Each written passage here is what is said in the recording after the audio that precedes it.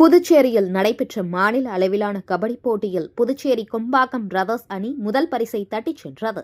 புதுச்சேரி அபிஷேகப்பாக்கம் விளையாட்டுக் கழகம் நடத்திய ராகுல் காந்தி பரிசுக் கோப்பை காணும் முதலாம் ஆண்டு மாநில அளவிலான கபடி போட்டி 5ஆம் தேதி தொடங்கியது.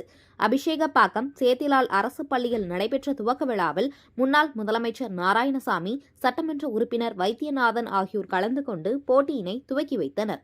3 நாட்கள் நடைபெற்ற இந்த போட்டியில் தமிழகம் மற்றும் புதுச்சேரியை சேர்ந்த 20க்கும் மேற்பட்ட அணிகள் பங்கேற்று ஆர்வமுடன் விளையாடினர். இறுதிப் போட்டியில் தமிழகத்தை சேர்ந்த பாக்கம் அணியும் புதுச்சேரியை சேர்ந்த கொம்பாக்கம் அணியும் மோதியது. பாக்கம் அணியை வீழ்த்தி புதுச்சேரி அணி வெற்றி பெற்றது. தொடர்ந்து வெற்றி பெற்ற அணிகளுக்கு பரிசு வழங்கும் நிகழ்வு நடைபெற்றது.